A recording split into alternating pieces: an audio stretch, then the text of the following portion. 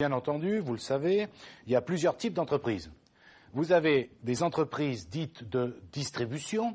Alors, les entreprises de distribution, vous voyez, vous avez, par exemple, ici sur cette diapo, au milieu, vous avez l'entreprise de distribution qui revend en l'état, sans les transformer, on le verra plus tard, les marchandises qu'elle a achetées auprès d'un fournisseur, et donc ensuite elle vend ces marchandises à des clients, typique de ce que l'on appelle une entreprise de distribution. Elle achète des marchandises à un fournisseur et elle les revend en l'état à un client.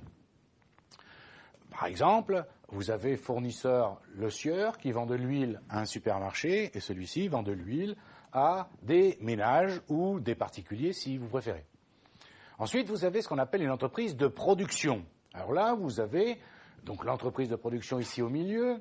Vous avez plusieurs potentiellement fournisseurs de matières premières 1, de matières premières 2, de matières 3, 4, 5, peu importe. Donc, ces fournisseurs vendent des matières premières à l'entreprise de production. Cette entreprise de production transforme ces matières premières, elle les transforme en produits finis, vous êtes d'accord, et elle vend les produits finis à des clients qui sont d'autres entreprises ou des particuliers, peu importe. Donc vous voyez déjà la différence entre une entreprise de distribution et une entreprise de production. Un exemple, vous avez par exemple une entreprise de prêt-à-porter qui peut acheter du tissu, des boutons, du fil, etc. à des fournisseurs différents. Et avec ces tissus, boutons, fils, l'entreprise de prêt-à-porter les transforme, donc transforme ces matières premières en des vêtements qui sont des produits finis et qu'elle vend à des détaillants ou à des particuliers selon le cas.